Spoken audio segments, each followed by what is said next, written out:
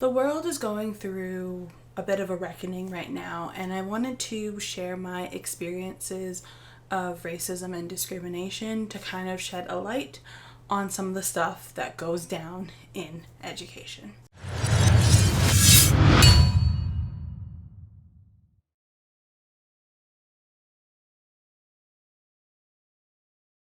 Hey guys, Dani here, and welcome to my little corner of the internet. For those who don't know me, I was born and raised in Toronto, Canada, and obviously I am Black, as well as I have learning disabilities. I have ADHD and dyslexia, which both were diagnosed at age 7. I am very privileged and lucky at the fact that I have very rarely experienced racism and or discrimination in my life. I live in Toronto, which is a very multicultural city and has a plethora of different cultures all in one place. That doesn't mean that racism doesn't exist here. It 100% does.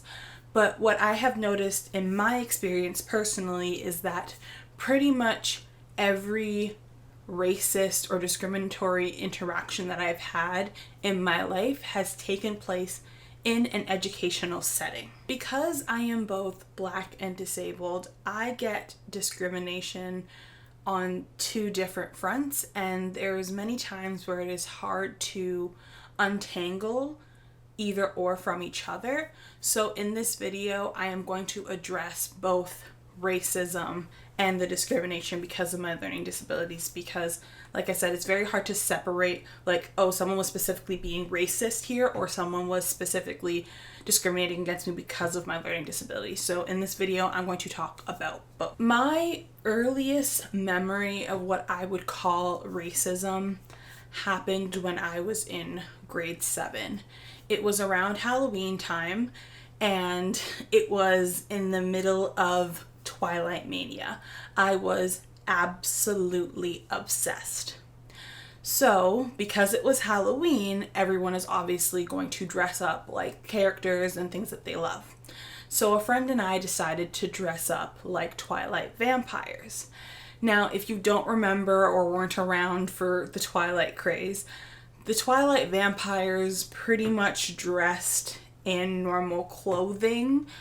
So I could understand if why I got in trouble was because I looked like I was in normal clothing. We pretty much dressed in like Twilight attire or something that emulated Twilight attire. I had like all the different accessories, like, you know, Alice's bracelets and Bella's bracelets and rings and the whole 9 yards.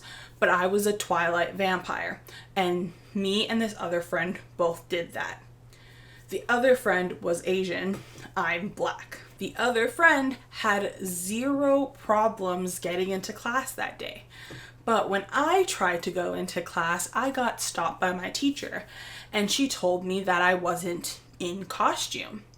And I tried to explain to her, you know, that I was a Twilight vampire, you know, all the nuances and everything. And this teacher straight up looked at me and said that Black people can't be vampires.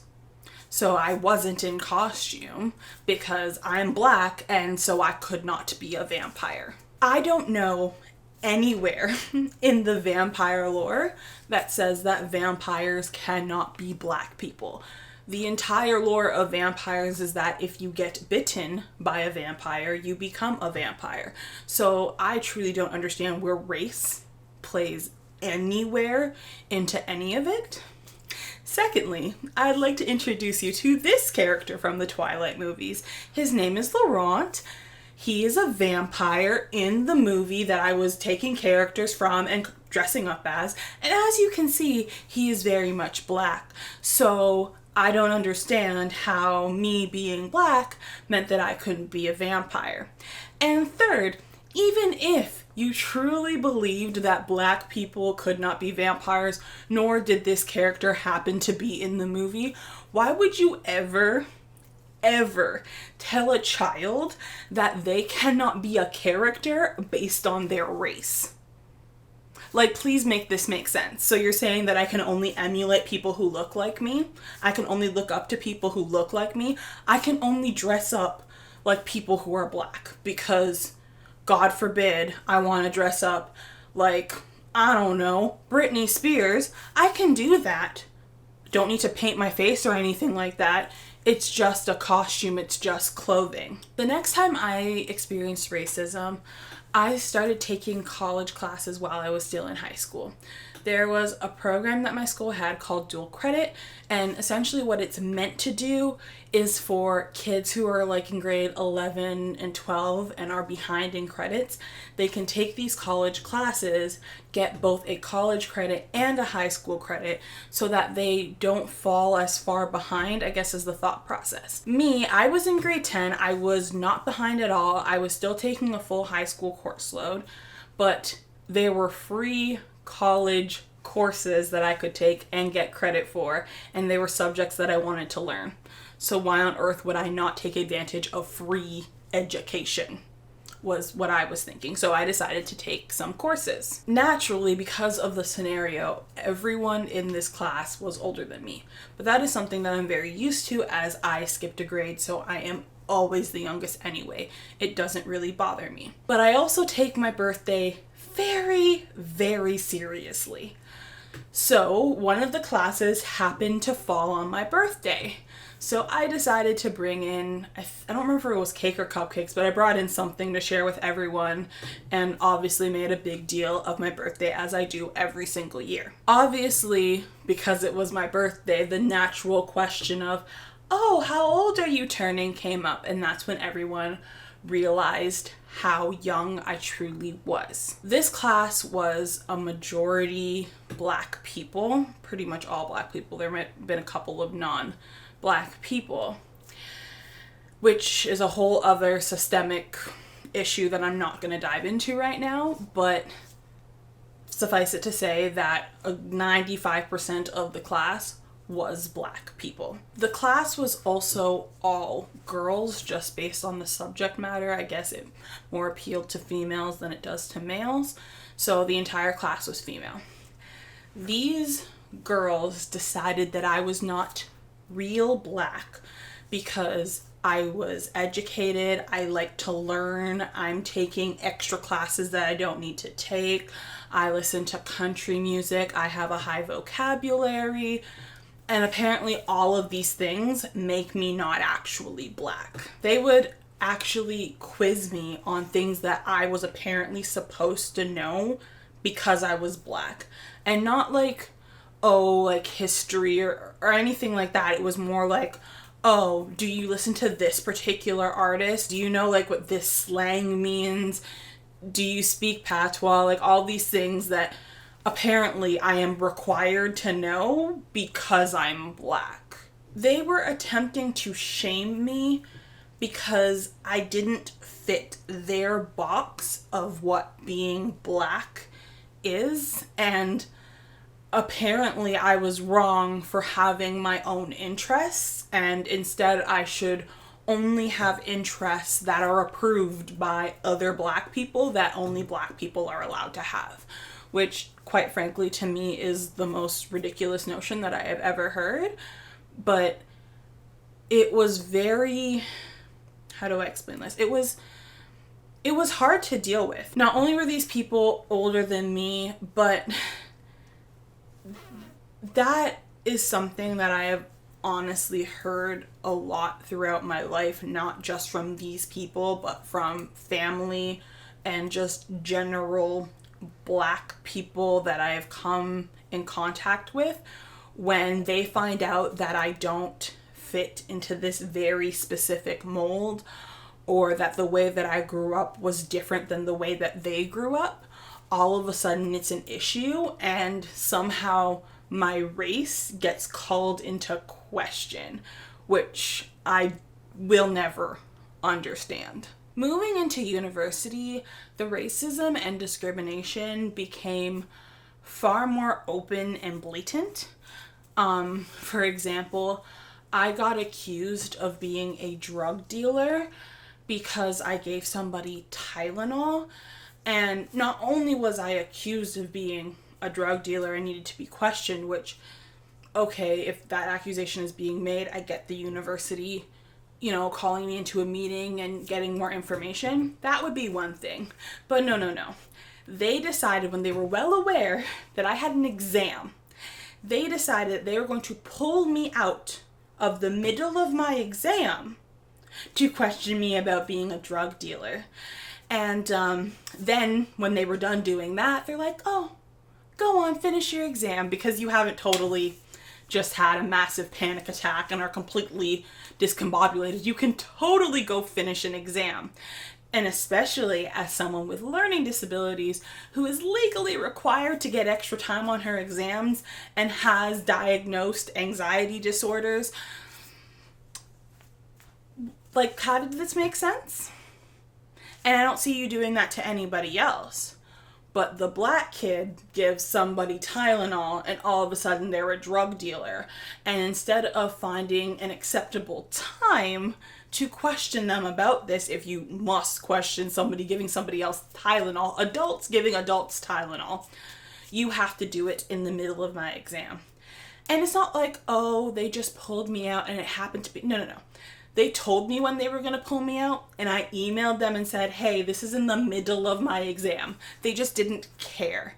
And actually, just to emphasize my point, the only reason why I wasn't expelled for giving somebody Tylenol, another adult Tylenol, was because I actually had the wherewithal to realize that the RA, or like housing advisor, who had apparently seen me dealing drugs by giving another adult Tylenol, waited 3 months to report the situation. So my argument was, if they truly believed that I was giving somebody else illegal drugs that could harm them, why did they wait 3 whole months to report it? Because if that person actually had real drugs and I gave them like real dangerous illegal drugs and something happened to that person, wouldn't the RA also be responsible for what happened? Because they should have stopped the person from leaving the apartment or the dorm. They should have called their advisors immediately. But apparently, no, they weren't concerned about any of that until we got into a disagreement, and now all of a sudden I'm a drug dealer. And then the administration believes this because I'm black, so I must be a drug dealer.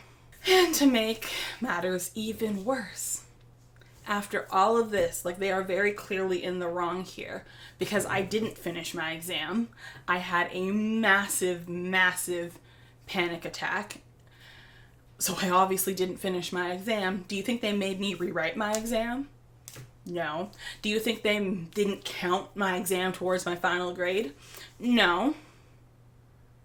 Do you know how many laws they broke with this? Because I have a learning disability, which means that I have an accommodation plan, which is a binding contract.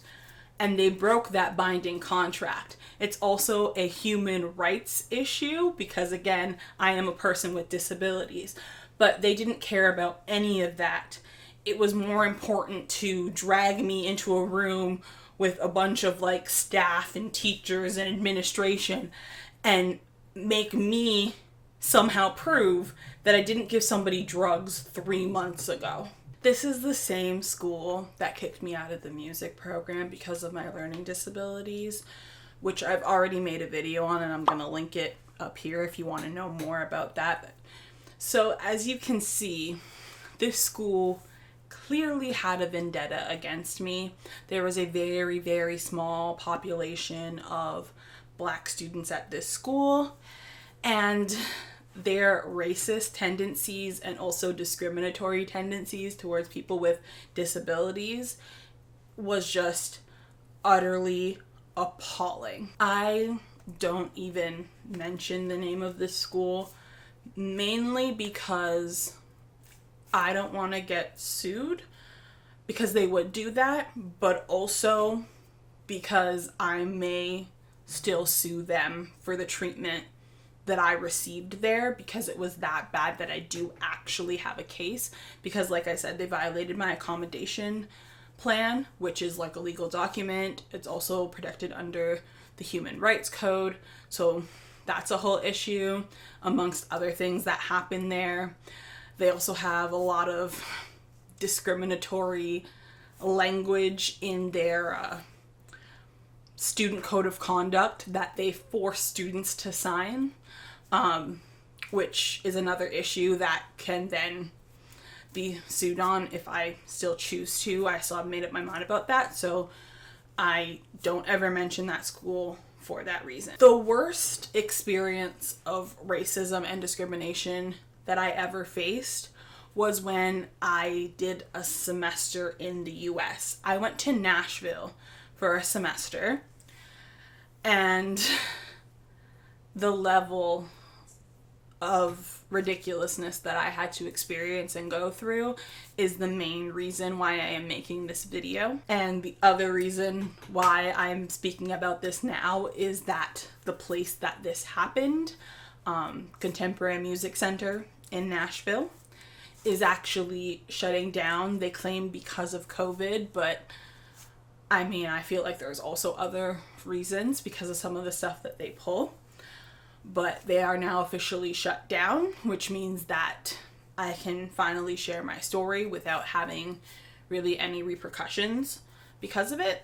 So buckle up, because this is highly ridiculous. I was a part of semester 33 at the Contemporary Music Center in Nashville. If you guys ever want to look up this school, there you go. That is all of the information. I am pretty sure there is still a video up on my channel. I will link it if it is, about me applying for this program. And if you go and watch that video, you will be able to see how utterly excited I was to go to this program. I did everything to go to this program. This program, I was supposed to go to this program through the university that I mentioned previously with all that other racism and discrimination, but because of their racism and discrimination, they refused to allow me to do the semester abroad, even though other students frequently went to that particular place, and this place was a part of like a bigger organization that did a bunch of like abroad semesters. But, you know, Black disabled me was just not allowed to do that at all, for no actual valid reason. They just kept rejecting my application, even though technically I was done all of my credits for my regular degree. I just wanted to learn more, but I wasn't allowed to do that. So because I wasn't allowed to do that, I would have had to pay, which I did, but eventually got my money back because of what happened, out of my own pocket. So like take out a loan of thousands of dollars to spend 3 months in Nashville learning. That is how bad I wanted to learn at this place. I was the only Black female there. There were also 2 other Black males that were a part of the semester, but I was the only person from Canada there. Everyone else was US based. So you have to understand, like, this was probably, this was like the first time. No, not the first time. I had gone on a graduation trip. This was like the second time I had been on a plane. This was the first time I had left the country for an extended period of time. This was the first time that I was going to be on my own. All of my family is here in Canada. That is like my immediate family. I had no one, no support, no nothing. But I still wanted to go and to learn. I was very upfront with them from the beginning before I even got there about my learning disabilities. I sent them copies of my accommodation plans from all the other universities and colleges that I had been to, as well as my high school IEP, to make sure they were well aware of the accommodations that I would need at this point in my life. I'm very good at advocating for what I need, so I was very transparent with them about everything. They claimed that they could handle all of that. There was also a person there that was blind. He was white. He was a very nice guy. Like, I have nothing against him. But I only bring this up to show you that there was also somebody else with disabilities that was there. And they were able to accommodate him no problem as far as I can see. Obviously, I can't speak for him. I don't know if there was anything that was happening behind the scenes that I don't know about. But based on what I saw, he had a very lovely time there. But for whatever reason, me having my disabilities, and it might be because my disabilities are invisible. If you just look at me, you can't tell that I'm disabled, but I am very much disabled. And it's probably on top of that, the fact that I am Black. So coupled with those two things, because I have heard from one of the other Black students that was there that he had faced some issues as well. So it was probably just like a twofold situation where I got points knocked off because I'm Black, and then there was points knocked off because I'm disabled, and it just became a mess. The way this program works is that you can be in one of 3 tracks. This is all about the music industry. They try to make it like a mini music industry. So you could be in the artist track as an actual performing artist. You have to write songs, all that stuff. You could be in the tech track, which is like all of the background stuff. So you would learn how to record, how to put on like live shows, all of that fun jazz. Or you could be in the business track, which is like learning to be like a manager and handle like branding and marketing and all of that type of stuff. I applied for the artist track, but I got into the business track. But I was told that there would be a lot of overlap. So even though I was in the business track, if I still wanted to write songs and perform, I could. So I jumped on the chance to go and learn from industry professionals in one of the best cities for the music that I love, country music, ever. So I obviously jumped on that chance. Now, I can admit to you that I am not the best at recording my own singing vocals. This is something that I'm still working on. I don't have the proper equipment yet. So looking back, I can admit that my audition for the artist track wasn't the greatest. So I can understand why they accepted me into the business track. So that is where I take responsibility. But as we get into the story, you can see that even though my audition might not have been the greatest, I don't feel like I was in the wrong with the things that transpired next. All of this being said, when we all arrived for the semester, it was apparently a particularly small semester, and there wasn't enough artists for like the rest of the tracks to work with. So at first I was like, oh great, there isn't enough artists. That means that I'll have so much opportunity to do artist track type stuff. And I constantly begged to either do more artist track stuff or just be moved to the artist track in and of itself. I was told several times that I cannot switch, even though throughout this whole thing, several people switched tracks. For whatever reason, I was not allowed to switch tracks. I am used to being bullied. I have always struggled to make friends throughout my whole life. It is part of my learning disabilities. I don't get social cues very well, amongst a whole bunch of other things. That makes it very hard for me to make friends. So when I was struggling to make friends at this program, it sucked because I wanted to be able to make friends who were also going into the music industry. But once it became abundantly clear that I wasn't going to make friends, I was okay with that as long as I still got to learn what I needed to learn. I got along with the staff really well, except for the guy who actually was like the head and ran things, but I'll get into that. So to me, that was kind of all that really mattered. I was here to learn about the music industry and absorb as much information as I possibly could. Now, a part of me trying to absorb a lot of information is that I ask a lot of questions. It is part of my learning disability because it takes me a really extra time to process information, as well as the fact that because I am dyslexic, I often miss information, especially when it's projected, like a PowerPoint or whatever that's being projected. I often miss a ton of information because I'm struggling to read what is on the screen. So in my like normal universities, I have note takers and I have like a learning center that I can go to after class, and people who would sit there and explain everything that I missed in class. But this is a very small place. They didn't have any of those things in place. So I didn't have a note taker and I didn't have anyone to re-explain to me what just happened in class after class.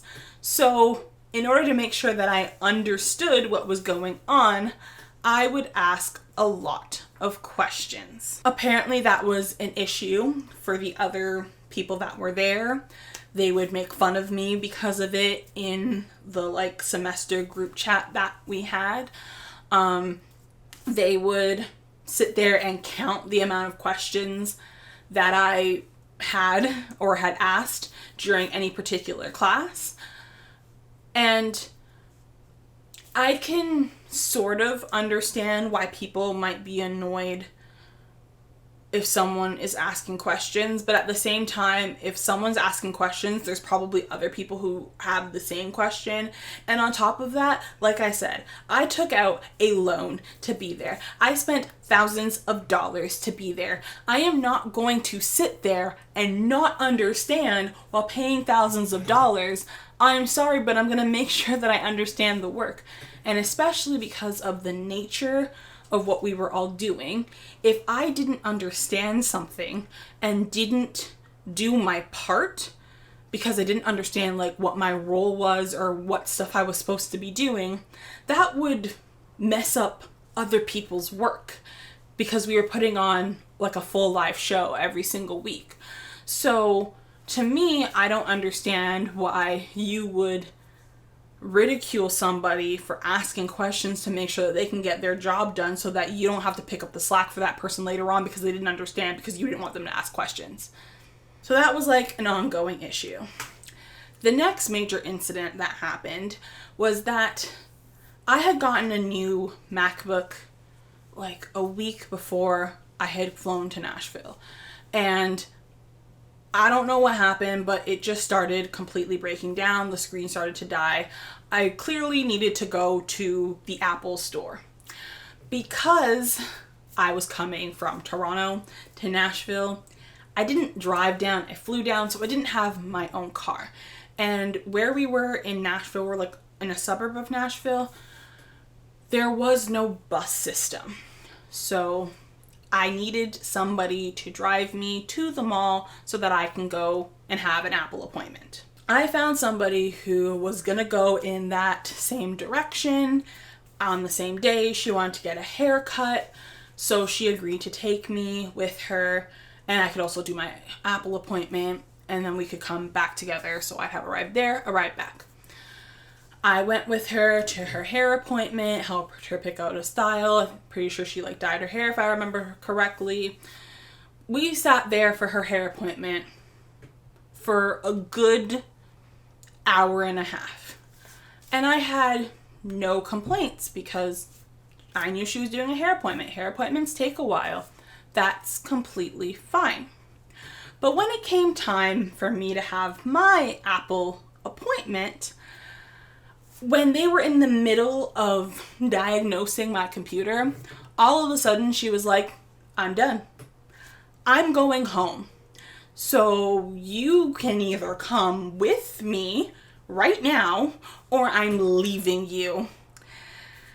At the time, the Apple people like literally had my laptop. Like I didn't have my laptop. They had it in the back. I don't remember what they were doing. This was a couple years ago. But I didn't physically have my laptop in front of me. So how could I even just get up and leave with her and leave my laptop there? How was I going to get it back? Like none of it made any sense. And she full well knew what I was doing. She knew I had an Apple appointment. And if I had left the Apple appointment, then the whole thing would have been useless because like I'd still have to come back and fix my computer. Like it didn't make sense. And honestly, I thought she was joking. Again, not good with the social cues, part of my learning disability. I truly believed she was joking, because in my mind, like, none of it made any logical sense. Like, why would you leave me? There's no buses. Like, what? So I stayed, and she left. She, like, full on left, went back to the dorms, didn't say anything to the teachers, didn't say anything to anyone. She just left me there. I literally ended up having to walk back to the dorms, and I honestly, I don't, like I said, there was no bus system. I don't know why I didn't think to, like, order an Uber. I'm pretty sure it was because I was on a very tight budget, because obviously I cannot work in the US. I'm Canadian, so it was just, I had money that I had saved in order to, like, eat and do everything while I was there. There wasn't a lot of wiggle room in my budget, so I think that's why I decided to walk, because I just, first of all, I was already having a panic attack in and of itself, so I wasn't thinking clearly. And I guess I was just afraid to, like, spend extra money to get home. I don't know why I didn't reach out to any of the teachers. Again, panic attack, wasn't thinking straight. So I started walking home, and I ended up having to, like, walk on, like, it wasn't a highway, I'm not insane. But it was, like, a pretty busy, like, road that didn't have a sidewalk, so I was just walking on, like, the curb thing. And a police officer had to stop and, like, because obviously, like, I'm in full out tears, like, I'm crying walking home, so obviously, like, this police officer saw me and was concerned and asked me what was wrong, and I explained the whole situation, and the police officer ended up having to drive me back to the dorms, because that's how much this girl, like, left, did not care how I got home, did not care that she completely stranded me. That was perfectly okay. And the administration, when they found out about this, did absolutely nothing to this person. This is just a cruel thing to do. Later, there was, like, this pool party that everyone had, because there's, like, a pool in the complex. So everyone from the semester had a pool party. And, like, this pool party just turned into the let's all make fun of Dani show.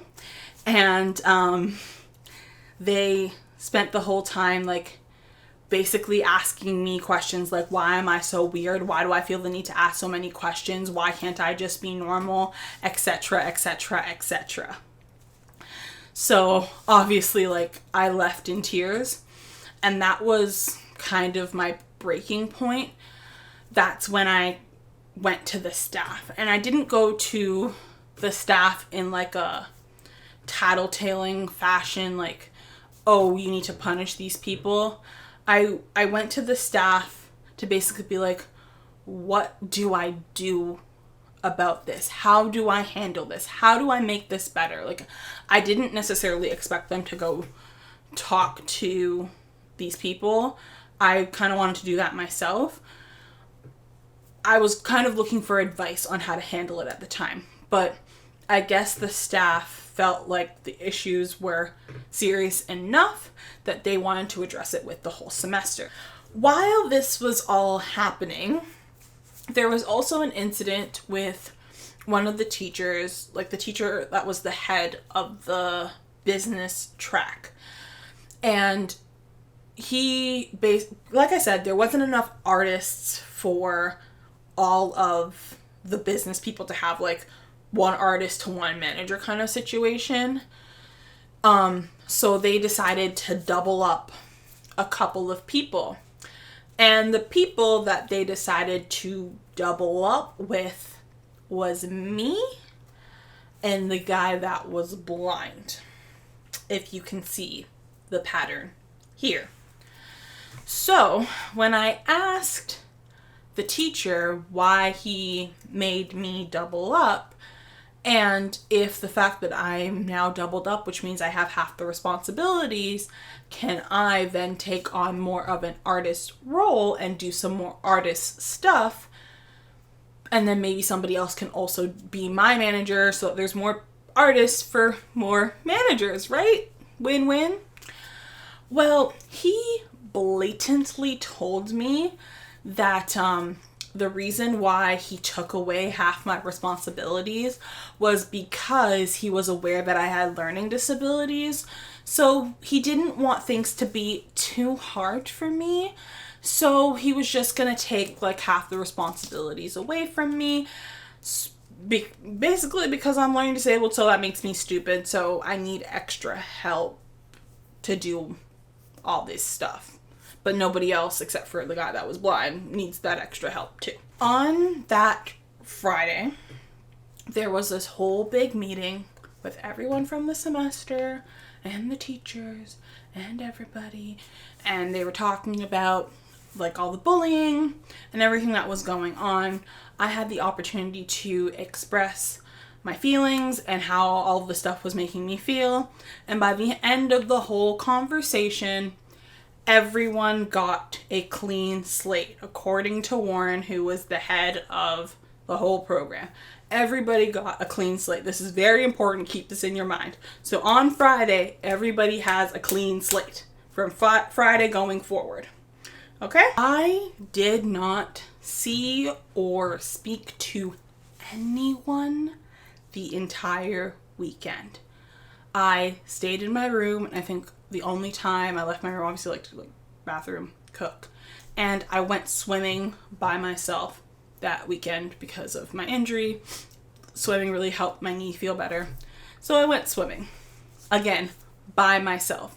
I did not interact with anyone from the program the entire weekend. This is very important. On Monday, about midday, I get called into their weekly staff meeting. The director sent me a message saying, can you come by? We want to talk about your learning disabilities and how we can better support you, and we want to better understand what your disabilities are. And I said, sure, no problem. I'm used to advocating for myself. This is a great opportunity for everyone to get on the same page, for the staff to learn, all that stuff. So I hop, skip, and jump back over to the school during our like lunch break is when they had their staff meeting, expecting to just talk about my learning disabilities. And I knew that part of the reason why he wanted to talk about my learning disabilities was because he had been upset with me the night before, Sunday night. Basically, Sunday nights we would go and back to the school and have to watch a movie. And then on Mondays we would discuss said movie. And like he would watch us through like the security system. So he's the type of person that like they don't want you on your phone, they don't want you on anything while you're watching the movie, because I guess they want you to pay attention to the movie, which is fine. But as somebody with ADHD, when you make me come into school to do something like this at like 8 o'clock at night, once my medication has very clearly worn off already, I cannot focus very well, especially on something that I'm not necessarily interested in. So one of the strategies that I use in situations like that, I also use this at my regular university when I had like night classes, and again my medication would have obviously worn off by then. That helps me like stay focused, is I would do like mundane menial tasks while either class was going on or the movie was going on, so that I can still be listening and gathering the information instead of basically like not dozing off because I'm not sleeping, but like almost like daydreaming. Like my mind is gone and I didn't hear or see anything. So being able to have something in front of me that I can do that isn't too distracting. I'm not like, I wasn't ever sitting there like watching something on YouTube or anything like that. It was generally like going through emails or working on other homework, just like little tasks, like, or even just coloring.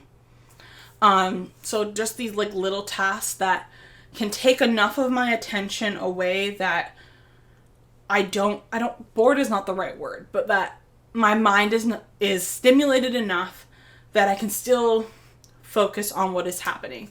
And it is not like I'm not listening. In the Monday morning class where they ask us about the movies, I'm always there answering the questions because I'm clearly paying attention. And if there was ever a point where I did stop paying attention or my mind would wander, I would go back to my dorm and rewatch those parts of the movie anyway. So that's just what I did. But he didn't understand that's what was happening, and I was trying to explain that to him and sent him research on it. So that was part of the reason why he called me into the staff meeting on Monday. During this whole meeting where I'm explaining my learning disabilities and explaining how I work, I once again expressed that I wanted to do more artist track stuff. A lot of the business track stuff was marketing and graphic design, which my minor at my regular university was already in. And I came here, paid thousands of dollars to learn about music. So I didn't want to spend 3 months making a whole bunch of posters. And I kind of expressed that. And the fact that, again, it's very hard for me to do tasks that I'm not interested in. So if something gets too repetitive, like making a poster for the weekly show every single week, especially because you took away pretty much all of my other responsibilities because I'm learning disabled. I'm not even quotes. I am learning disabled, but that doesn't mean I can't do other things. So they just tried to give me the most mundane medial tasks, which is why I again brought up the fact that I want to do more artist track stuff. So the director, Warren, in front of all the other teachers in this program, decides to bring up my video one of the videos that I submitted as my audition. And I'm pretty sure that video is still up on my channel. I'm not entirely ashamed of it. But like I said before, I'm not the best at recording my vocals. I know that. So I can understand that the audition wasn't the greatest. But it's also very belittling and embarrassing for him to pull up my video in front of all of the teachers and play it and then basically be like, do you think this is good enough to get into the artist track? Basically, I hate to break it to you, honey, but you can't sing. Here's my proof. Stop asking to be in the artist track. And I tried to explain to him that, I'm not great at recording my vocals. I can sing. I know I can sing. I have been in the Royal Conservatory of Music. That's where I've been trained. I've had first class honors with distinction. I know I can sing. Point blank period, the governing body of Canadian music and pretty much North American music at this point told me I can sing. So I know I can sing. And this director, this person who's supposed to be a teacher, he deadass looked at me and said, prove it. Prove to me that you can sing. And so I sang.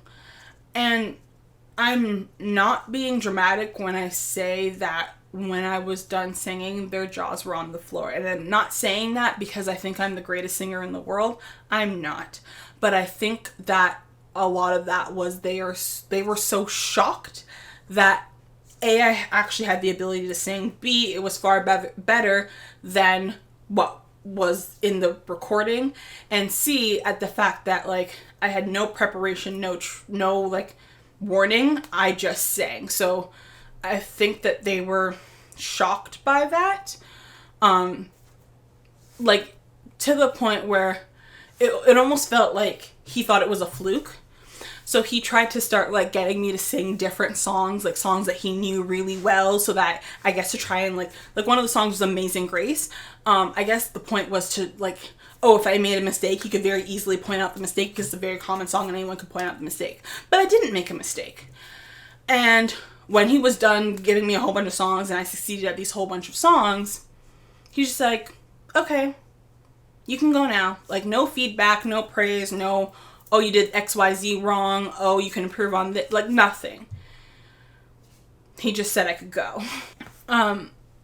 So later that day, I went grocery shopping with a couple of the boys, went back to my dorm, went to bed, didn't think anything of it. The next day, so this is Tuesday now, when I went to go to class, about 5 minutes into class, I get called down to one of the teacher's office.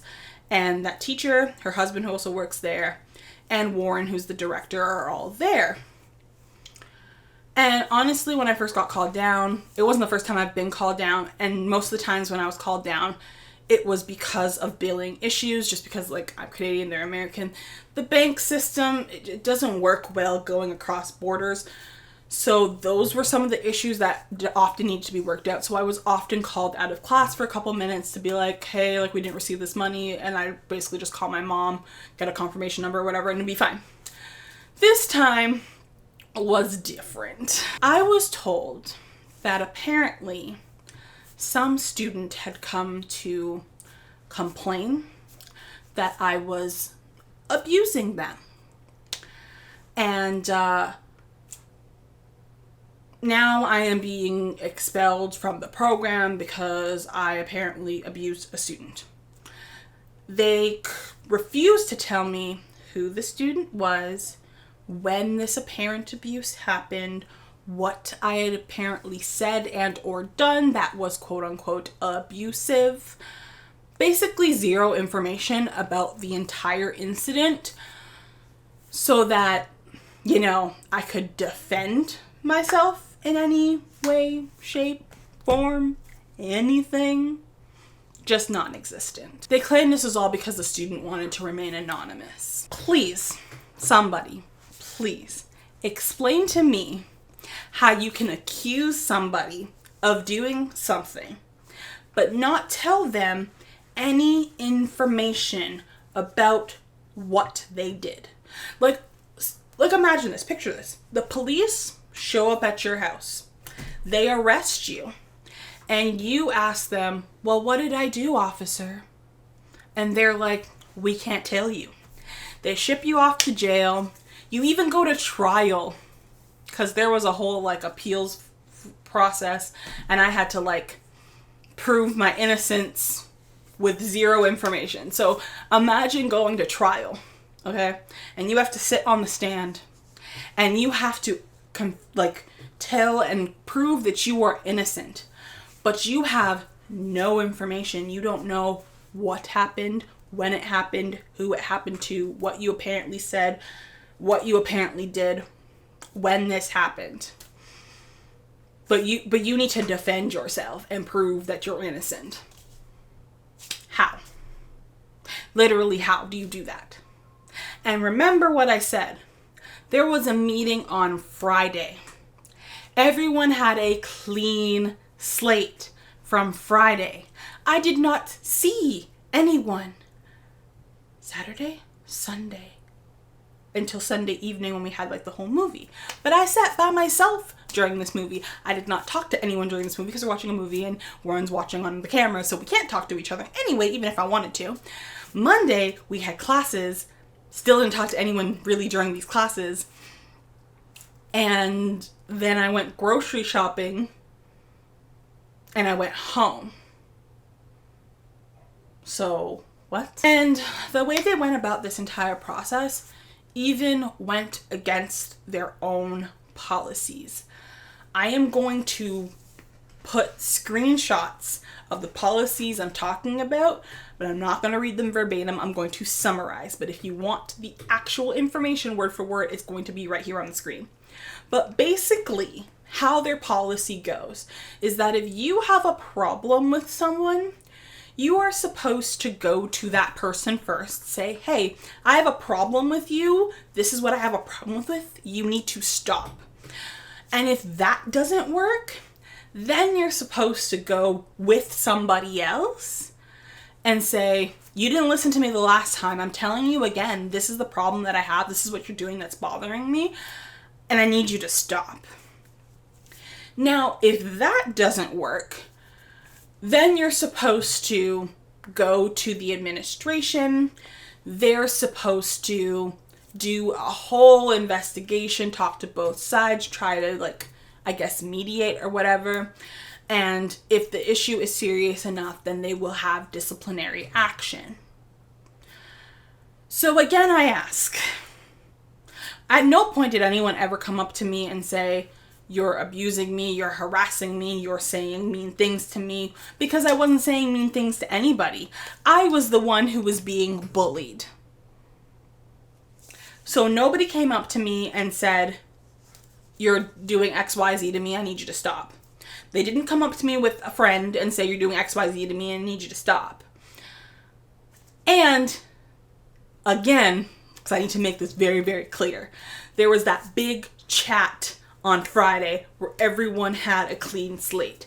So even if, let's go with for like 1 second that I truly did say something to somebody that offended them, between Friday and Monday, because Tuesday morning is when when they basically gave me the boot, which means that they would have had to report me at least on Monday for them to have some sort of conversation amongst, like, the teachers and make a decision on the disciplinary action.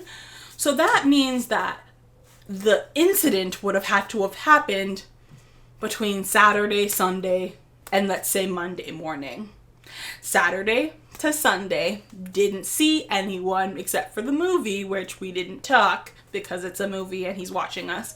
Monday, I was actually put in charge of the weekly show that week. So I was like the lead person who had to like boss everybody around, I guess, and organize everything.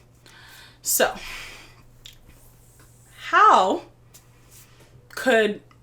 first of all, why would they have put me in charge if there was accusations of me harassing people? They wouldn't put me in charge of the whole show because nobody would have listened to me if I was harassing people. And let's say I said something that offended somebody, which I don't think I did. Couldn't have been abuse. Like, how could I abuse you in one day? Like, verbally? They didn't tell me if it was verbally or physically. I mean, I didn't touch anybody. I promise I didn't touch anybody. So, like, what? I would truly love to know what could have possibly transpired in a 24-hour period that was so terrible that it warranted me being expelled.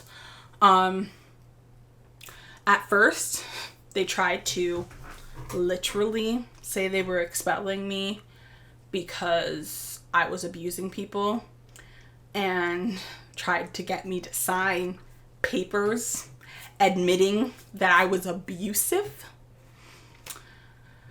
But I got my mom involved. My mom went full mama bear on these people because, again, they had zero proof.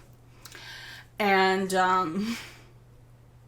this was a whole drama.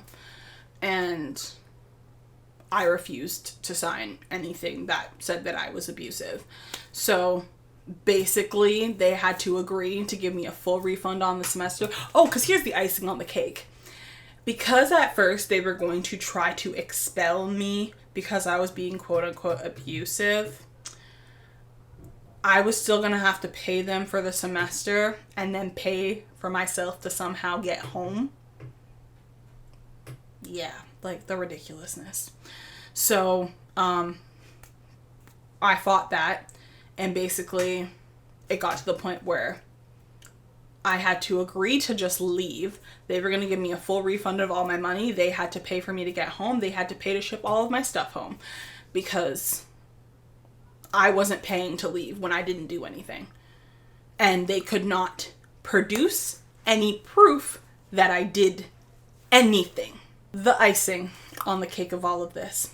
With all of the stress that was going on with this news and them trying to send me home and me and my mom trying to fight all of this, it made my heart condition flare up and I ended up in the hospital. The hospital told me not to fly for a couple of days. I forget what the date was. They in the discharge papers, they gave a date that I could not fly until. Just to be safe. They didn't want my heart condition to flare up. They wanted to give it time to settle down and be normal for a bit. They didn't want anything happening to me while I was in the air, because that is very dangerous, and like with all the altitude changes, I don't know. I don't truly understand what this heart condition is, but that's what they were concerned about. They did not want me flying for several days. CMC forced me on a flight against medical advice. Like, I kid you not. They basically booked me so I get discharged from the hospital. They booked me a flight for the next day against medical advice. I sent them the papers that said, you know, I can't, like, let's say I can't fly till the 18th, for example, but it's like the 15th. And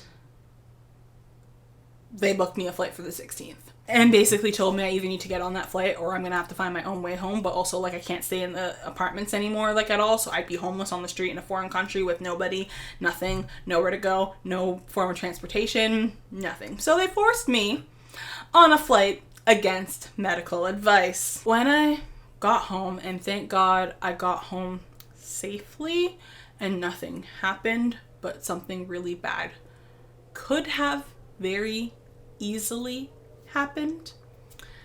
The rest of the kids from this lovely semester of people, they started sending me videos of them, like, burning all my stuff, like the food I had to leave behind that I had just spent money on the day before, because I went grocery shopping the Monday night and they kicked me out the Tuesday night. So obviously I didn't eat all the food and I couldn't bring it all with me. So they, like, burned it, had a big bonfire with all my stuff that I had to leave behind, and sent me videos of it, sent me videos of them mocking me and them cheering and throwing a party because I'm gone. I sent all of this to the administration of CMC and they did nothing. So again, I'm the one who was apparently abusing people, but, you know, burning people's belongings and stuff and having a party because they're gone and burning their food and throwing all their stuff in the trash. That's not abuse. That's not bullying. That's not mean at all. So again, I ask, who was abusing who in this situation? Because it definitely wasn't me.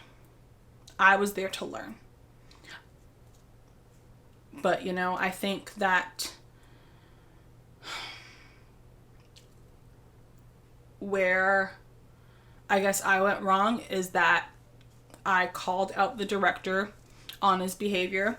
I called him out on the fact that I can sing, and he admitted to my mother that he was shocked at how well I could sing. So he admitted to my mother that I could sing. And I had called him out on the fact that he would not put me in the artist track. And he was basically being racist and discriminatory because other people could switch tracks all they wanted, but I couldn't.